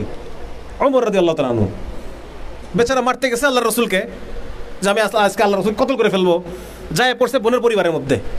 এখন তো বাবা বসেছে মোগলের সাথে, খেতে হবে খানার সাথে নাকি? এখন ওই বসছে পরিবারের মধ্যে ঢুকছে, আর ওই অটো হেদায়েত হয়ে গেছে। আল্লাহ রসুল মক্কাতে কিছু পরিবার তৈরি করলেন, যে পরিবারগুলো একটা হেদায়েতের মেশিন। এখন নবীজি দেখতেছেন যে আমাকে এত আরো বড় মেশিন তৈরি করতে হবে। সেটা কি? হিজরত করো। কি করো? হিজরত করে এই মেশিন দুই মুহাজির আনসার, এই দুই মেশিন মিলে একটা নতুন মেশিন তৈরি হলো, বড় মেশিন। এটা কি? ইসলামী সমাজ। এই সমাজের মধ্যে যে আসতেছে সে হেদায়েত পাচ্ছে, এর মধ্যে যে আসবে সে হেদায়েত পাবে। এখন সমাজকে পরিচালনার জন্য আইন কানুন দরকার। আল্লাহ তাআলা আইন নাজিল করা শুরু করলেন। সমস্ত মাদানী সূরা জুড়ে খালি আইন আর আইন আর আইন। মিলতেছে জিনিসগুলো, মিলতেছে কিনা? এরপর যখন আইন আসলো, এটা একটা রাষ্ট্র হয়ে গেল। কি হলো এটা? মদিনা রাষ্ট্র। এই রাষ্ট্রের মধ্যে এখন বাইরে থেকে কাফের ব্যবসায়ী আসে। ব্যবসায়ী এসে দেখে, কিরে বাবা, এ কেমন বাজার, দোকানপাট সব খোলা, এরকম তো জীবনে কোনোদিন দেখি নাই। ছোটোবেলা থেকে আজ বয়স হয়ে গেল 50-60 বছর, এইরকম বাজার তো কোনোখানে দেখি নাই। সব নামাজ পড়তে চলে গেছে, দোকানপাট সব খোলা। হেদায়েত পেয়ে গেল, ঠিক না? বনু সাকিফ গোত্রের কাফেররা আসছে, কাফেরদের একটা প্রতিনিধি দল আসছে, কূটনীতি দল, ডেলিগেট। আল্লাহ রসুল তাদেরকে রাখছে কোথায়? মসজিদে নববীর পাশে তাঁবু খাটায় ওদেরকে ওখানে 3 দিন থাকে। এখানে কাফের 3 দিন আছে, দেখতেছে মুসলমানদের নামাজ, দেখতেছে মুসলমানদের শিক্ষা কার্যক্রম, দেখতেছে মুসলমানদের বিচার কার্যক্রম, দেখতেছে মুসলমানদের রাষ্ট্র পরিচালনা, দেখতেছে। ওদের হেদায়েত হয়ে গেছে। এই মেশিনের মধ্যে যেই পড়বে তার হেদায়েত হবে। যখন রাষ্ট্র প্রতিষ্ঠা হয়ে গেল, এরপর আল্লাহ রাসূল আশপাশের যুদ্ধ শুরু করলেন। নাকি যুদ্ধ শুরু করলেন? সর্বশেষ যুদ্ধ ছিল আওতাসের যুদ্ধ আরবদের মধ্যে। আরবদের সাথে লাস্ট যুদ্ধ ছিল আওতাসের যুদ্ধ। আওতাসের যুদ্ধের পরবর্তী বছরের নাম হচ্ছে প্রতিনিধি দলের বছর। সমস্ত আরব গোত্র থেকে আল্লাহ রাসূলের কাছে দলে দলে দলে দলে সব ইসলাম গ্রহণের জন্য আসতেছে। সুতরাং এই যে যুদ্ধ, এটাও একটা হেদায়েতের মেশিন। মুসলমানের যুদ্ধ কি? মুসলমানের যুদ্ধ হেদায়েতের মেশিন। সব ইসলাম গ্রহণ করতেছে এসে এসে। তখন আল্লাহ তাআলা নাজিল করলেন কি? কোন সূরা? ইযা জাআ নাসরুল্লাহি ওয়াল ফাতহ ওয়া রাআইতান নাসা ইয়াদখুলুনা ফি দীনিল্লাহ। হে রাসূল, আপনি দেখবেন তারা দলে দলে ইসলামের দিকে আসতেছে। এত বড় মেশিন আপনি তৈরি করছেন। এই মেশিনের মধ্যে এখন কি? টনকে টন মাল বেরোচ্ছে, টনকে টন এখন প্রোডাক্ট বেরোতে থাকবে, খালি মুসলমান বেরোতে থাকবে। এটা হচ্ছে আল্লাহ রাসূলের কমপ্লিট মেহনত। এই মেহনতটা আমরা ছেড়ে দিছি, ভুলে গেছি। এইটা হচ্ছে পুরা দাওয়া। এটা কি? আজকে আমরা দাওয়া বলতে অল্প একটু বুঝি, অল্প একটু জিনিসকে আমরা দাওয়া মনে করি। এই পুরা জিনিসটা হচ্ছে দাওয়া, ঠিক আছে না? আমরা বল্লিগ মানে তবলিগ করাটাকে দাওয়া মনে করি। তবলিগ মানে কি? পৌঁছায় দেওয়া। এই কথাটা আপনার কাছে কি করলাম? তবলিগ করলাম, পৌঁছায় দিলাম। এইটাকে আমরা দাওয়া মনে করি। শুধু এটা দাওয়া না, এই পুরা যেটা তখন বললাম, এই পুরা মেশিনারিটা হচ্ছে দাওয়া। ইসলামী রাষ্ট্র একটা বড় সড়ো দাওয়া। ইসলামী রাষ্ট্র কি? তন্ময় ভট্টাচার্য দাওয়া পাইছে না? যেই যাবে ইসলামী রাষ্ট্রের মধ্যে দাওয়া পাবে। হ্যাঁ, তারা জিজিয়া দেওয়ার জন্য আসবে, জিজিয়া দেওয়ার জন্য রাজধানীতে আসবে। রাজধানীতে এসে মুসলমানদের আদব, আখলাক, সংস্কৃতি, পরিবারের ব্যবস্থাপনা, বিচার কার্যক্রম দেখবে, আর তারা হেদায়েত পেতে থাকবে। মুসলমানদের বিচারালয়ে আসবে। এক ইহুদি আসছে, ইহুদি এসে বিচার দিছে কার নামে? খলিফা আলী ইবনে আবি তালেব রাদিয়াল্লাহু তাআলার নামে বিচার দিছে। বিচার দেওয়ার পর ইহুদি তো বুঝতেছে যে খলিফার নামে বিচার দিছি আবার, তাই কি আর হয়? রায় চলে গেছে কার কাছে? কার পক্ষে? ইহুদির পক্ষে রায় চলে গেছে। ইহুদি হেদায়েত হয়ে গেছে। এমন বিচার ব্যবস্থা দেখলে কাফেরের হেদায়েত হয়ে যাবে। এইভাবে হেদায়েত ছড়ানোর কথা। ইসলামটা ছড়ানোর ডিফল্ট ওয়ে হচ্ছে এটা। আজকে আমরা তো অন্য জগতে বসবাস করি। তো জন্য ভাই, মোট কথা এটাই। আপনাদের কাছে আলোচনা শেষ করে নিয়ে আসি। আপনারা অনেকক্ষণ ধরে অনেক গুরুত্বপূর্ণ কথা শুনছেন। আমার এই আলোচনার মূল উদ্দেশ্য হলো এটা, আমাদের প্রত্যেকের সাথে যেন আধ্যাত্মিকভাবে আমরা যেন পিছায় না থাকি। আধ্যাত্মিকভাবে যেন আল্লাহর সাথে আমার সম্পর্ক হয়। এই সম্পর্কের জন্য কিছু সময় বের করতে হবে, নিজেকে নিজে সময় দেওয়ার জন্য কিছু টাইম বের করতে হবে। হ্যাঁ, মনে করবেন যে গভীরে আর কোনো কিচ্ছু নাই, আপনি এক মহাসাগরের মধ্যে ডুব দিচ্ছেন, ডুব দিয়ে একদম তলায় চলে গেছেন। তলায় চলে গিয়ে ওখানে একটা জানালা আছে, ওই জানালার ওই পাশে মানে আপনি আছেন, আপনি আল্লাহর সাথে কথা বলতেছেন। আর আশপাশে কিছুই নাই, কেউ নাই, শুধু কিচ্ছু নাই আশপাশে, শুধু আপনি আর আল্লাহ। যখন সালাতে যখন আমরা দাঁড়াবো, সালাতে দাঁড়ানোর পরে আল্লাহ রসুল সাল্লাল্লাহু আলাইহি ওয়াসাল্লাম বলতেছেন, এমনভাবে নামাজ পড়ো যেন এটা তোমার শেষ নামাজ। আরেকবার আল্লাহ রসুল বসে আছেন, বলতেছে, দেখো এমন একজন এখন মসজিদে নববীর গেট দিয়ে ঢুকবে যে একজন মৃত মানুষ মানে বুঝছেন তো? মৃত মানুষ মানে হচ্ছে যে সে অলরেডি তার এই দুনিয়ার কোনো চাওয়া পাওয়া নাই, সে আর আল্লাহর সাথে মানে দেখা করার জন্য সে তৈরি, মানে সে অলরেডি মৃত। এমন সময় আবু বকর সিদ্দিক রাদিয়াল্লাহু তাআলা ঢুকছেন ভিতর দিয়ে, আবু বকর ঢুকছেন ভিতর দিয়ে। মানে এমন হয়ে গেছেন ওনারা যে আমার আর দুনিয়ায় কোনো চাওয়া পাওয়া নাই, আমার রূহ দাঁড়ায় আছে আর আমার আল্লাহ দাঁড়ায় আছে, আমি আর আমার আল্লাহ, আর কিচ্ছু নাই। আমার শরীর এই যে নামাজের মধ্যে আমাদের খালি কি মনে হয়, এই দোকানে কি রেখে আসলাম, আর অমুকে কত টাকা পাবে, মোবাইল ফোনটা কই রেখে আসলাম, এগুলো কেন? কারণ দুনিয়ার সাথে আমার কাট আপ হয় নাই, সম্পর্ক কাট হয় নাই। নামাজে যখন দাঁড়াইছি তখন চিন্তা করতে হবে যে আমি মৃত, আমার এই বডি আর নাই, আমার রুহু আর আমার আল্লাহ, আর কিচ্ছু নাই, শেষ। তার মানে আমার মোবাইল কোথায় গেলেই কি, আর কেউ টাকা পাইলেই কি, আর তো কোনো কিছু পেলে কিছু যায় আসে না, ঠিক না? তো এইরকমভাবে নিজেকে তৈরি করতে হবে যেন আল্লাহ রাব্বুল আলামিনের সাথে আমার একান্ত ব্যক্তিগত সম্পর্ক তৈরি হয়। আরেকটা উদাহরণ দেই, উদাহরণটা একজন দিছিলেন, জানি না উদাহরণটা কতটুকু মানে বোঝার জন্য, জাস্ট এগুলো কিন্তু অন্যভাবে নেওয়া যাবে না, এটা বোঝার জন্য উদাহরণ। যেমন ধরেন স্বামী আর স্ত্রীর মাঝে একটা সম্পর্ক থাকে, এটা সবাই দেখে, তাই না? হ্যাঁ, দুজন মিলে বাচ্চা কাচ্চা পালন করতেছে, দুজন মিলে বিভিন্ন প্রোগ্রামে যাচ্ছে, দুজন মিলে বিভিন্ন আত্মীয় স্বজনের বাড়িতে যাচ্ছে, এগুলো সবাই দেখে। আর এমন একটা সম্পর্ক থাকে যেটা কেউ দেখে না, আছে না স্বামী স্ত্রীর মাঝে? সেরকম আপনি নামাজ পড়তেছেন, আল্লাহর সাথে আপনার সম্পর্ক আছে, আপনি নামাজ পড়েন, রোজা রাখেন, আপনি কথার কথা হজ করছেন, দাওয়াতি কাজ করতেছেন, সবাই দেখে। কিন্তু আল্লাহর সাথে আপনার আরেকটা সম্পর্ক থাকবে যেটা কেউ জানবে না। হ্যাঁ, রাত 2টা 3টার সময় আপনি উঠে যাই নামাজে দাঁড়ায় চোখের পানি ছেড়ে একটা পাগড়ি বাঁধবেন, পাগড়ি বাঁধি মানুষকে দেখানোর জন্য নাকি? আল্লাহকে দেখানোর জন্য বাঁধছি নাকি কখনো? তাহলে তো তাহাজ্জুদে উঠে বাঁধতাম নাকি? তাহাজ্জুদে উঠবেন, একটা পোশাক পরবেন, পুরো নতুন একটা পোশাক পরবেন, পাগড়ি বাঁধবেন, গায়ে আতর মাখবেন, আল্লাহর সামনে দাঁড়াবেন যে আল্লাহ তুই আর আমি, আর কেউ নাই, আমি আসছি আপনার কাছে, আমি আসছি, আপনি আমাকে মাফ করে দেন, আপনার সামনে শুধু আমি একাই আসছি, আর কেউ নাই, আমার আর কিচ্ছু নাই, শুধু আপনি ছাড়া, সারা পৃথিবীর সব আমার হয়ে গেছে, শুধু আপনি আমার হন নাই। তো আমার মতো বড়, আমার চেয়ে বড় ফকির আর দুনিয়াতে কেউ নাই নাকি? আর সারা পৃথিবীর কিছুই আমার নাই, শুধু আপনি আমার। তাহলে আমার চেয়ে বড় ধনী আর সম্পদশালী আর রাজা বাদশাহ আমার চেয়ে বড় কেউ আর নাই। এইভাবে আল্লাহর সাথে সম্পর্ক তৈরি করতে হবে। সম্পর্ক তৈরি করার এরকম যদি আমার সাথে সম্পর্ক তৈরি হয়, 1 জন 2 জন 5 জন 10 জন 100 জন 1 লাখ মানুষের সাথে আল্লাহর সম্পর্ক তৈরি হয়ে গেছে, আর আটকাতে পারবে কেউ আমাদের? হ্যাঁ, দোয়া করবে আর আসমান থেকে ফেরেশতা নেমে আসবে, আসমান থেকে। হ্যাঁ, যে আল্লাহ, ওই যে রাসূল সাল্লাল্লাহু আলাইহি ওয়াসাল্লাম বদরের আগের দিন দোয়া করছেন নাকি, সারা রাত যায় নামাজে, সারা রাত কাঁদতেছেন আর বলতেছেন আল্লাহ এই কয়টা মানুষ যদি দুনিয়া থেকে মিটে যায়, আপনার নাম নেওয়ার মতো দুনিয়াতে আর কেউ থাকবে না। আল্লাহ আপনি দেখেন আপনি কি করবেন। এই কয়টা মানুষ যদি শেষ হয়ে যায় কালকে যুদ্ধে, আপনার এই তাওহীদের বাণী, আপনার নাম উচ্চারণের মতো এই পৃথিবীতে আর কেউ থাকবে না। সেরকম আল্লাহর সাথে সম্পর্ক। হ্যাঁ, এইটা আপনার মাথায় রেখেন। আমি অনেক কথা বললাম, অনেক আনইন্টারেস্টিং কথা বললাম, কিন্তু এই কথার উদ্দেশ্য হলো যে আল্লাহর সাথে সম্পর্ক এবং মুহাম্মদুর রাসূলুল্লাহ সাল্লাল্লাহু আলাইহি সাল্লামের সাথে মানে ওনার একটা অনুভব আছে। একটা হচ্ছে আমি নামটা বলে ফেলছি, এটা একটা জিনিস, আর এই নামের গভীরে তার প্রতি আমার এক আবেগ আর প্রেম আর ইমোশন আছে, ওইটা আরেকটা জিনিস, দুই জিনিস। সুতরাং আল্লাহর রসুলের প্রতি ওই আবেগ যেন আমার অন্তরের প্রতি তৈরি হয়, দিন ইসলামের প্রতি, দিন ইসলামের যে হক, যে দাবি, এই দাবিটা যেন আমি অনুভব করতে পারি এবং সর্ব অবস্থায় আল্লাহর কাছে তওবা করতে পারি যে আল্লাহ আমি আপনার দিনের হক আদায় করার মতো যোগ্য হতে পারি নাই। আপনার দিন যা চাইতো, আপনার রসুলের সামনে মুখ দেখানোর লায়ক আমি আর নাই। আপনার দিন, আমি নিজেকে মুসলমান পরিচয় দেওয়ার মতো অবস্থায় আল্লাহ আমি আর নাই। যদি পরিচয় দেওয়ার মতো অবস্থায় থাকতাম তাহলে তো আপনার দিনের গুরুত্বটা বুঝতে পারতাম, আপনার দিনের দাবিটা আমি বুঝতে পারতাম। আপনার মুসলমান পরিচয় দেওয়ার মতো অবস্থায় আমি নাই।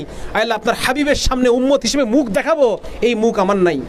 আল্লাহ আপনার বান্দা হিসেবে, ইবাদুর রহমান হিসেবে আপনার সামনে গিয়ে যে আমি দাঁড়াবো, এই যোগ্যতা আমার নাই, এগুলো আমি হারাই ফেলছি। আল্লাহ আমার কাছে কিছুই নাই, শুধু একটা জিনিস আছে, আল্লাহ আমি আপনার আর আপনার রসুলকে ভালোবাসি। এই একটা জিনিস ছাড়া আল্লাহ আমার কাছে আর কোনো কিছুই বাকি নাই। আল্লাহ আপনি এটাকে কবুল করে আপনি আমাকে মাফ করে দেন, আর আমার ওই যোগ্যতা দান করেন যেটা আপনি চান। যেরকম আপনি চান আমাকে ওই রকম বানায় নেন, যেরকম আপনি চান। আল্লাহর সামনে পেশ হন, আল্লাহর সামনে নিজেকে ছেড়ে দেন, আল্লাহর সামনে নিজের অসহায়ত্ব প্রকাশ করেন। অসহায়ত্ব, আল্লাহ আমি অসহায়। আল্লাহ রসুল যখন ওই যে বেশি বড় হয়ে যাচ্ছে, তায়েফের ময়দানে যখন তাকে আঘাত করা হলো পাথর দিয়ে, আল্লাহ রসুল গিয়ে আদ্দাসের, আল্লাহ ওখানে যাওয়ার তৌফিক দিয়েছেন আমাকে, ওইখানে ওই যে একটা কি বাগান, আঙ্গুর বাগানের মধ্যে এক খ্রিস্টান দাস আদ্দাস, ওইখানে একটা মসজিদ আছে, মসজিদ আদ্দাস। হ্যাঁ, ওইখানে আল্লাহ রসুল গেছেন, যাওয়ার পর আল্লাহ দোয়া করতেছেন যে আল্লাহ আপনি আমাকে কাদের কাছে পাঠাইলেন, আল্লাহ যদি আপনি আমার উপর সন্তুষ্ট থাকেন আর যা হোক আমার উপর আমার কিছু আসে যায় না। এরকম দোয়া আছে না একটা, যদি আপনি আমার উপর খুশি থাকেন আর কে আমাকে কি মনে করলো আর কি করলো এগুলো আমার কিছু আসে যায় না। তো এইরকমভাবে আল্লাহর সাথে সম্পর্ক তৈরি করবো ইনশাআল্লাহ, ঠিক আছে না ভাই? হ্যাঁ, আল্লাহ কবুল করুক। প্রত্যেকে কাজ করবো। আমরা জানি না আল্লাহ তাআলা আমাদেরকে এতদিন পর কাজ করার সুযোগ দিছেন, কথা বলার সুযোগ দিছেন, ইসলাম কি শরিয়া কি এইগুলো বলার জন্য আল্লাহ সুযোগ দিছেন। এই সুযোগটা আমরা নষ্ট করব না, অতি আবেগে অতি জজবাই কোনো কিছু করার দ্বারা এই সুযোগটা নষ্ট করবো। এখন আমাদের কথা বলার সময়, কিসের সময় ভাই? কথা বলতে পারি নাই, মানুষকে বোঝাইতে পারি নাই, এখন আমাদের কথা বলার টাইম। অন্য কোনো কিছু আমরা করবো না। এখন আমরা কথা বলবো, একত্রিত করে কথা বলবো, 1-to-1 কথা বলবো, স্কুলে বাচ্চাদের সাথে কথা বলবো, কলেজে কথা বলবো, ভার্সিটিতে কথা বলবো, দোকানে কথা বলবো, অফিস আদালত সবখানে আমরা শুধু কথা বলবো, মানুষকে শরিয়া শব্দটা চেনাবো। আজকে মানুষের মধ্যে যে গণতন্ত্রের আকাঙ্ক্ষা, এটাকে বদলাই দিব শরিয়ার আকাঙ্ক্ষায়। এইভাবে আমরা 1 বছর কাজ করেন, মানুষের মধ্যে শরিয়ার পিপাসা তৈরি করেন, 1টা বছর আমরা কাজ করবো ইনশাআল্লাহ ভাই। হ্যাঁ, আল্লাহ তাআলা আমাদেরকে কাজের সুযোগ দিয়েছেন, যদি আমরা এই কাজটা না করি এই সুযোগ আবার উঠে যাবে। আবার এই সুযোগ উঠে গেছিল এক সময়, আপনারা জানেন কি না? ওই ইয়েতে রাশিয়াতে কত বছর, 50 থেকে 60 বছর মসজিদে নামাজ কালাম হয় নাই, সব মসজিদ বন্ধ। সেদিন ওলামা ইকরাম এক মজলিসে বলতেছিলাম যে আপনাদের হাতে মিম্বর আছে, এই মিম্বর যদি আপনারা ব্যবহার না করেন আল্লাহ মিম্বরকে উঠাই নেবেন। রাশিয়াতে উঠাই নিছেন, আলবেনিয়াতে উঠাই নিছেন, 50-60 বছর ধরে কোনো মসজিদে নামাজ হয় নাই, কোনো মিম্বরে কোনো খুতবা হয় নাই। ওলামা ইকরাম বাচ্চাকে কোরআন হিফজ করাইছে, মাটি খুঁড়ে গর্ত করে ভিতরে ওই আলো জেলে পিদিম ল্যাম্প জেলে বাচ্চাকে কোরআন হিফজ করাইছে। যদি বাইরে থেকে কেউ টের পায় ধরে নিয়ে চলে গেছে, আর তার কোনো খবর পাওয়া যায় নাই। এইরকম ভয়াবহ পরিস্থিতি রাশিয়ার মধ্যে ছিল এক সময়, 91 সালের আগে। আমরা যদি এই টাইমটা কদর না করি, আল্লাহ না করুক এরকম অবস্থা আমাদের এখানে চলে না আসে। এজন্য এই সময়টা আমাদের দাওয়াতের সময়। ওলামা ইকরাম মিম্বরকে ব্যবহার করেন, আর আমরা যারা জেনারেল শিক্ষিত দায়ী আছি আমরা বিভিন্ন জায়গায় টিম হব, এলাকা ভিত্তিক দল গঠন করব। দল গঠন করে করে আমরা মানুষের মাঝে মৌখিক, সামাজিক এবং অর্থনৈতিক দাওয়াত দিব। মানুষকে অর্থনৈতিকভাবে দাওয়াতি কাজ করব। শুধু কথায় চিরা ভেজে না, শুধু কথায় চিরা ভেজার দিন শেষ। মানুষের পাশে দাঁড়াইতে হবে, মানুষকে বোঝাতে হবে আপনার প্রত্যেকটা বিপদে আমি ছিলাম, সুতরাং আমি এখন যেটা বলতেছি এটা আপনি মেনে নেন, এটা আপনার ভালোর জন্য বলতেছি, আপনার ভালোর জন্য আমি আগেও ছিলাম, এখনও আছি, ভবিষ্যতেও থাকবো। এইভাবে সমাজের মধ্যে দাড়ি টুপিওয়ালাদের মেইন স্ট্রিম করতে হবে, যে মানুষ ভাববে যে এই আমার সামাজিক সমস্যা ছিল, আমার পাশে কারা ছিল? দাড়ি টুপিওয়ালা ছেলেরা। আমি যখন অর্থনৈতিক সমস্যার মধ্যে ছিলাম, আমার পাশে কারা ছিল? দাড়ি টুপিওয়ালা ছেলেরা। সমাজের মেইন স্ট্রিমে আমাদের আসতে হবে। আর ভাই, সিম্বল, প্রতীক, এটার অনেক বড় গুরুত্ব আছে।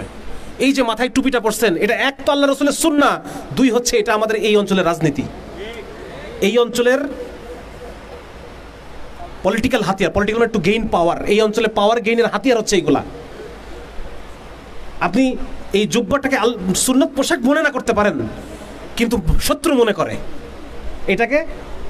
এইগুলাকে আপনি সুন্নত মনে না করতে পারেন, শত্রু কিন্তু মনে করে। সুতরাং এইগুলো আমাদের পলিটিক্যাল টুল। এক তো এটা আমি আল্লাহ রসুলের ইত্তেবার জন্য পড়ি, আল্লাহর সন্তুষ্টির জন্য পড়ি। 3 নম্বর হচ্ছে এটা আমার পলিটিক্যাল হাতিয়ার। এই জন্য এক ভাই সেদিন বলতেছিলেন যে গরুর গোশত এটা শুধু একটা খাবার না, এটা কি? এটা রাজনীতি, এই এলাকার রাজনীতি, বুঝছেন? খুব গুরুত্বপূর্ণ জিনিস। তো যার কারণে ভাই আমরা ছড়ায় পড়বো, সমাজের মধ্যে দাড়ি টুপিওয়ালাদের মেইন স্ট্রিমিং করবো, ইসলামের মেইন স্ট্রিমিং করবো। হ্যাঁ, আমরা যারা ইসলামপন্থী আছি আমরাই সমাজের মেইন স্ট্রিম। এরকম একটা বয়ান আগামী 1 বছরের মধ্যে আমরা দাঁড় করাবো ইনশাআল্লাহ। আমরা সর্ব অবস্থায় দূরে গিয়ে আপনাদের ত্রাণ দেওয়ার দরকার নেই, নিজের এলাকায় ত্রাণ দেন। আমি বুঝাতে পারছি? নিজের এলাকায় ত্রাণ দেন, দূরে যাওয়ার দরকার নেই আপনাদের। দূরে গেলে ওটা আপনার কে আসছেন এরকম মনে রাখবে না, কিন্তু নিজের এলাকার মধ্যে সামাজিক শক্তি অর্জন করেন, সামাজিক শক্তি অর্জন করেন। এটা হচ্ছে আমাদের এখনকার কাজ। এরপরে ইনশাল্লাহ আবার পরবর্তীতে আমরা অন্য কোনো কাজ যখন নেব আপনারা সব জানতে পারবেন ইনশাল্লাহ, যে পরবর্তীতে হ্যাঁ বিভিন্ন সময় আপগ্রেড হবে, বিভিন্ন সময় বিভিন্ন পরিকল্পনা আসবে। বাকি একটা জিনিস, সেটা হচ্ছে যে আমরা কোনো ধরনের কোনো হঠকারিতা, হ্যাঁ কোনো মানে হঠাৎ করে কোনো একটা কিছু করে একটা কিছু মানে অতি নজর কারা কোনো কিছু করা, এগুলো আমরা করবো না। আপনি যদি ইসলামের বিভিন্ন মেহনতের ইতিহাসগুলো আপনি যদি দেখেন, আপনি দেখবেন যে যেই কাজগুলো গোপনে গোপনে চলছে এইগুলো বেশি ফায়দা দিছে, এক সময় বেশি ফায়দা হয়েছে। হামাস এতদিন ধরে যে পরিকল্পনা করছে আমরা টের পাইছি কিছু, কোনো টের পাইছি, ইসরায়েল টের পায় নাই, এত মোসাদের ভয়ে আমরা আদমরা হয়ে পড়ে থাকি, এরাই টের পায় না যে হামাস কি করতেছে গোপনে। শেখ আহমদ ইয়াসিন 1985-86 সালে উনি এই মেহনত যে চালু করছেন, হামাসের মধ্যে অধিকাংশ সদস্য হয় কোরআনের হাফেজ অথবা কোরআনের একটা বড় অংশ তাদের মুখস্থ। এই তরবিয়ত কিভাবে হইলো বলেন? ফেসবুক পোস্ট দিয়ে নাকি গোপনে? গোপনে যে কাজগুলা আমরা গোপন না, আমাদের গোপন কিছু নাই, কিন্তু যে কাজগুলোতে অতিরিক্ত প্রদর্শনী ছাড়া যে কাজগুলো হয় এইগুলার রেজাল্ট গভীর হয়, দীর্ঘমেয়াদী হয়, ঠিক আছে না? সুতরাং আমরা কাজ করতে চাই, আমরা আওয়াজ কম কাজ বেশি, আমরা এটাতে আমরা থাকতে চাই। আওয়াজেরও দরকার আছে, কিন্তু যেটা যতটুকু প্রয়োজন, ঠিক আছে না? ইনশাল্লাহ হ্যাঁ, আমরা কাজ করবো তো ভাই ইনশাল্লাহ। একটা বছর আমরা কাজ করতে চাই। আর 2 নম্বর হচ্ছে আপনারা পড়াশোনা করবেন। পড়াশোনাটাও আমাদের একটা কাজ। আপনারা যে যেখানে পড়াশোনা করতেছেন এটা ভালো করে করবেন। সেকুলারদের জবাব দেওয়ার অন্যতম একটা জায়গা হচ্ছে পড়াশোনা। আমরা আমাদের রেজাল্ট দিয়ে জবাব দিব। ওরা তো আমাদের কি বলতে চায় যে মাদ্রাসার হুজুর, এই হুজুর দাড়ি টুপিওয়ালা। হ্যাঁ, দাড়ি যত বাড়ে বুদ্ধি তত কমে, দাড়ি যত বড় হয় মগজ তত ছোট হয়, তাদের কথা হচ্ছে এইগুলা। এইটার জবাব কি দিব? কিভাবে দিব জবাব? মিছিল কইরা? তাহলে রেজাল্ট দিয়ে জবাব দিব। একটা সুন্দর উদাহরণ দিই, শেষ করে দিই। আপনারা তো অনেকক্ষণ হয়ে গেছে, বিরক্ত হবেন আবার। আমাদের এক বড় ভাই ছিলেন ডাক্তার নাফিস ভাই, আপনার চট্টগ্রাম মেডিকেলের, চিটাগাং মেডিকেলে পড়তেন উনি। তো উনি বলতেছেন যে আমাদের প্যাথোলজির যিনি স্যার ছিলেন উনি ব্রিটিশ ইংল্যান্ড থেকে ডিগ্রি আনছিল, ইংল্যান্ডের ডিগ্রি তার, এবং সে ছিল খুব মানে মানে গোলামের চেয়ে আরেক ধাপ বেশি গোলাম, মানে কি বলে এটারে, মালিকের চেয়ে এক ধাপ বেশি, মানে কি ব্রিটিশের চেয়ে আরও ব্রিটিশ সে। হ্যাঁ, মানে একদম তার কাপড়ে কোনো ভাঁজ থাকবে না, একদম ইন থাকবে, এটা ইন থাকবে, কোনো ভাঁজ থাকবে না, টাই থাকবে, কোট গরমের মধ্যে কোট থাকবে। হ্যাঁ, এরকম ছিলেন তিনি, এবং খুব প্রায়ই তিনি ইসলাম বিদ্বেষী বিভিন্ন মন্তব্য করতেন। তো একটা টার্ম পরীক্ষা শেষে উনি ক্লাসে আসছে, এসে বলতেছে তোমাদের মধ্যে ফার্স্ট হয়েছে কে? তো নাফিস ভাই বললেন এভাবে যে ফার্স্ট হয়েছে এক হুজুর। তাও হুজুর আবার কি হুজুর, মানে একদম ভ্যাবলা ধরনের হুজুর, মানে এক কালারের পাঞ্জাবি, আরেক কালারের পায়জামা, আরেক কালারের টুপি, মানে একদম তার কোনো মানে নাই আর কি, এই ধরনের এক হুজুর, সে ফার্স্ট। সেকেন্ড হয়েছে কে? আরেক হুজুর। থার্ড হয়েছে কে? ভাই বলতেছে থার্ড হয়েছে আমি দাঁড়ালাম, আরেক হুজুর। এরপর স্যার ওই দিন আর ক্লাস নিলেন না, বের হয়ে চলে গেলেন। ঠিক আছে না? আমাদের তো অন্য কোনো কাজ নাই, আমরা দাওয়াতের মেহনত করব আর পড়াশোনা করবো, ঠিক না? ইনশাল্লাহ রেজাল্ট আমাদের একটা জবাব, রেজাল্ট আমাদের একটা দাওয়াত। হ্যাঁ, এলাকার মধ্যে মারা যখন বলবে যে অমুকের পা ধুয়ে পানি খা, এটা একটা দাওয়াত হয়েছে না? হবে তো ইনশাল্লাহ দাওয়াত। হ্যাঁ, অমুকের পা, এগুলো শুনছি আমরা ছোটোবেলায় বহুত, অমুকের পা ধুয়ে পানি খা। তো এই অমুকটা যদি একজন হুজুর হয়, স্বাভাবিকভাবেই তার পা ধোয়া পানি খেলে ও হুজুর হয়ে যাবে এক সময়, নাকি? ইনশাল্লাহ। তো এই জন্য আমরা এভাবে দাওয়াতি কাজগুলো করব। আচ্ছা, আর কোনো বিষয় বাদ পড়ছে জাকারিয়া? কোনো বিষয় উল্লেখ করা দরকার? গতকালকে তো বহু আলোচনা হয়েছে আলহামদুলিল্লাহ, আমি তো যেটা দেখলাম। হ্যাঁ, আর তো গুরুত্বপূর্ণ আলোচনা প্রায় শেষ। আর যাই করেন ভাই, আল্লাহর সাথে সম্পর্কটা যেন আমাদের থাকে। হ্যাঁ, এটা যেন এটা হারালে মুসলমানের আর কিছুই নাই আসলে। মুসলমানের এক আল্লাহ ছাড়া আর কিছু আছে আমাদের? বলেন। কাফেরদের এত বড় বড় অস্ত্র, পারমাণবিক বোমা, এই সেই, শান শওকত, ব্যবসা বাণিজ্য, গোয়েন্দা, আমাদের আল্লাহ ছাড়া কিছুই নাই, এবং আল্লাহই যথেষ্ট আমাদের জন্য, ঠিক কিনা? হাসবুনাল্লাহু ওয়া নি'মাল ওয়াকিল। আল্লাহ রাব্বুল আলামিন আমাদের জন্য যথেষ্ট। আল্লাহ রাব্বুল আলামিন এমন এক জাত, এমন এক সত্তা, তিনি যা চান শুধু কুন বললে ফায়াকুন হয়ে যায়, ইচ্ছা করলেই সেটা হয়ে যায়। এইরকম মানে সেই আল্লাহ তো আজকেও আছে, নাকি? সেই আল্লাহ তো আজকেও আছে। তাহলে আমরা কেন তাকে পাচ্ছি না? দোষ তো আমাদের। আল্লাহ তোর বদলায় যায় নাই, আমরা বদলাই গেছি, আমরা দিনকে ছেড়ে দিছি। আবার যদি আমরা সাহাবীদের মতো করে দিনকে জড়াই ধরি, ওই আল্লাহ আজও আছে, ওই আল্লাহ আবার সাহায্য করার জন্য তৈরি আছেন, ঠিক কি না? এই জন্য ইকবালের যে জবাবে শিকোয়া যে কবিতাটা, তার মধ্যে দুটো লাইন খুব গুরুত্বপূর্ণ, দুটো লাইন। উনি বলতেছেন যে কি মোহাম্মদ কে ওয়াফা তूने तो हम तेरे है, ये जहां क्या चीज है লৌহ কলম তেরে হে। এটার অর্থ হচ্ছে যে যদি মুহাম্মাদের ওয়াফা মানে বিশ্বস্ত থাকো, তুমি মুহাম্মদকে যদি মেনে চলো, তো হাম তেরে হে, আমি তোমার। যদি মুহাম্মদ সাল্লাল্লাহু আলাইহি ওয়াসাল্লামের কদমে কদম অনুসরণ করো, তো আমি আল্লাহ তোমার। ইয়ে জাহা চিজ হে ক্যা, এই পৃথিবী আবার কি জিনিস? লৌহ কলম তেরে হে, লৌহ কলম তোমার, তকদির লিখে দাও নিজের হাতে। লৌহ কলম মানে কি? লৌহে কি লিখছে? তকদির, কলম লিখছে, নাকি? আল্লাহ তাআলা সবাই কলম সৃষ্টি করেন, সেই কলম লৌহের উপরে তকদির লেখে। তার এই ইকবালের কবিতাটার অর্থ হচ্ছে এটা যে শুধু মুহাম্মদ সাল্লাল্লাহু আলাইহি ওয়াসাল্লামের অনুসরণে যদি আমি ফেরত যাই, তাহলে আল্লাহ আমার লৌহ কলম তকদির সব আমার, তকদির নিজের হাতে করে লিখে নাও যাও, রূপক অর্থে আর কি। তো সবাই তৈরি আছেন ভাই ইনশাআল্লাহ? হ্যাঁ, আমরা আল্লাহর হয়ে যাব, আল্লাহ আমাদের হয়ে যাবে। হ্যাঁ, আর এই রাস্তাটা কোন রাস্তায়? সে রাস্তাটা হচ্ছে মুহাম্মদুর রাসূলুল্লাহর রাস্তা। এছাড়া আর কিছু বোঝার দরকার নাই, আর এত তর্ক যুক্তি বুদ্ধিবৃত্তি কিছু দরকার নাই। শুধু আল্লাহ এবং তার রাসূলকে বুঝলেই আমার সব কাজ শেষ, আর এত কিছু দরকার নাই আসলে। আল্লাহ তাআলা আমাদের সবাইকে কবুল করুক। আল্লাহ রাব্বুল আলামিন চট্টগ্রামকে কবুল করুক। আল্লাহ রাব্বুল আলামিন এই চট্টগ্রামকে দ্বীনের মার্কাজ হিসেবে কবুল করুক, দ্বীনের সূতিকাগার হিসেবে কবুল করুক। এইখান থেকে আবার শরিয়া জিন্দা হোক, আমিন। আল্লাহ তাআলা আমাদের সবার ভুল ত্রুটিগুলোকে মাফ করে আমাদের প্রত্যেককে দ্বীনের সৈনিক হিসেবে কবুল করুক, আমিন। আসসালামু আলাইকুম ওয়া রাহমাতুল্লাহি ওয়া বারাকাতুহু। ভাই, এক ভাই প্রশ্নের উত্তর দিয়েছিলেন, তিনি কাইন্ডলি একটু আসলে ভালো হতো আর কি। যিনি প্রশ্ন উত্তর দিয়েছেন তিনি একটু আসেন।